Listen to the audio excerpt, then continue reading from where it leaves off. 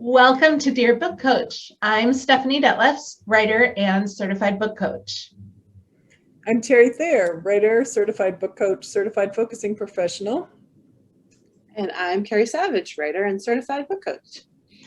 This is a friendly advice space for you as you plan, draft, and revise your novel. In each video, we answer one question submitted by a writer like you from 3 different points of view, and you get to pick the advice that resonates for you. And today's question comes from Holly. Is it wise to just follow a character and see what they want to do in a story? It seems like sometimes my characters do things that I don't expect. I want to follow them and see what happens, but then I get confused about where I'm going with the story. Terry, you want to take that one first? Yeah, a lot of feelings about characters doing their own thing. Well, first of all, you're a writer, so you're creative and inventive, and characters will pop in and out of your mind at will. You might overhear a conversation at a coffee shop or somewhere that really takes you somewhere. And it's okay. That's what writers do. Thank goodness. We have lots of ideas all the time. But I think your confusion comes from when characters take over. I worry about characters taking over. We all know our favorite ways of distraction, and we know that they can send us down a warren of rabbit holes. Having a character take over, to my mind, is just another way of distracting yourself from the story. So you might ask yourself, what are you distracting yourself from right now? Are you just writing something difficult? Do you not quite know what goes on? Solve that problem, and your characters may do what you want them to do.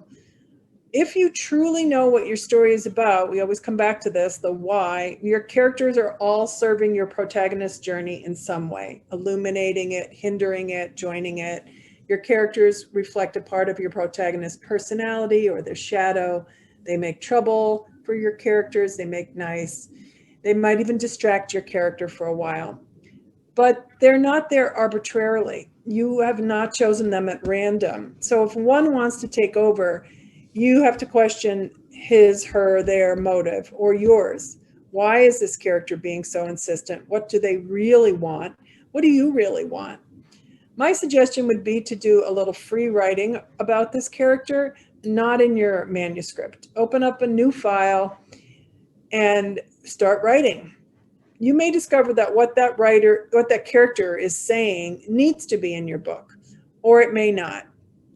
But you're the author, you get to decide. And Carrie, are you next? I'm sorry, I lost track. Oh.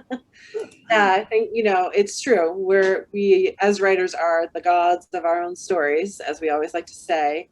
And I'm sure that we've all had this experience of when a character does or says something unexpected. And sometimes that's really fun and cool and welcome, and other times it's incredibly frustrating. So you're not alone in this. I think that when it feels like your character might be leading you down the garden path, that you probably do want to pause and take a breath and ask yourself how going down this path might help or hurt you in terms of your novel. Maybe the character is trying to give you a needed insight or pointing out a hole or a flaw that you hadn't seen in your manuscript. Are you trying to fit a square peg into a round hole? I think that sometimes when our characters are trying to drag us in a direction, it's really, our unconscious mind trying to tell us something. So that's obviously really useful information to learn, and probably the sooner the better. And another positive thing about those unexpected moments, I think they can be what leads us to uncover new narrative threads or unexpected twists. Maybe your character is representing, as I said, your unconscious mind and is trying to give you a gift, trying to give you a solution to a problem you didn't even realize you were contemplating. I think of it sort of an equivalent to, those moments that you wake up at 2 a.m. and you sort of, the light bulb has gone off, or you're in the shower, because that's where we always are when we solve our problems that way. That perhaps this is a slightly more subtle way of your brain trying to do that same work. On the other hand, maybe they're just being willful, in which case you, as the author, have every right to keep them in line. So I think as it always comes back to the why, as we've said before, but this is also going to come back to an argument for having an outline, or at least a solid idea of your narrative arc when you begin. Because I think then that can be your touchstone when your character is trying to nudge you or pull you in one of these directions. Then you can take that pause and have it use your outline to help you evaluate whether your character is being helpful or whether they're just trying to be confusing and annoying. Think of yourself as a parent, says the person with no children. You want to give your characters / your children some space and some independence so they grow up to be strong and smart and well-rounded in their own right. But that doesn't mean that they're not going to need some guidance and even some discipline along the way. And you get to dole all that out. Stephanie, what do you think? My brain just went to parenting. I was like, what are my 2 teenagers doing right now while I'm in here? I wonder.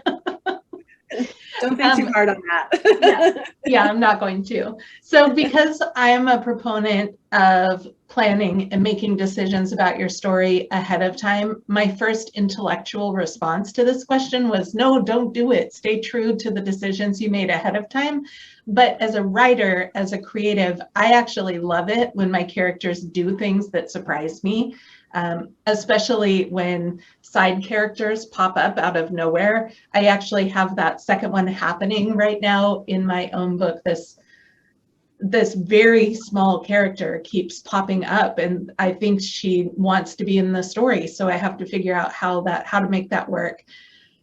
So I guess my advice is this. It resonates with what both Carrie and Terry have already said, but stay true to the decisions that you've made ahead of time as much as possible.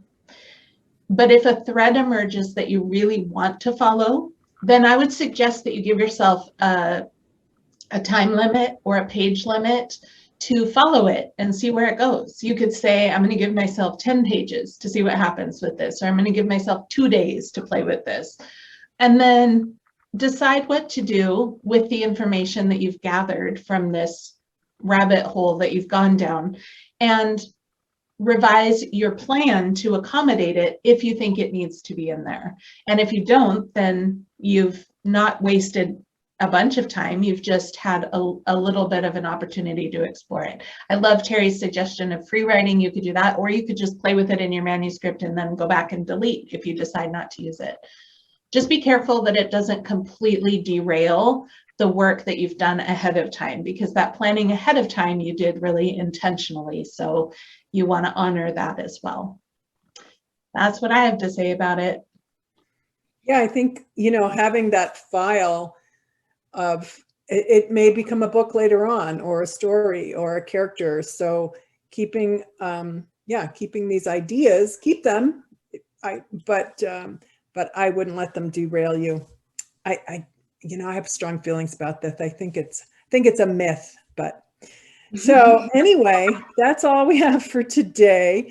We hope you found an answer that makes sense to you at this point in your life, at this point in your book. Remember, you can submit your questions anytime at dearbookcoach.com and sign up for our weekly email. You'll be eligible for a monthly drawing for a call with a coach.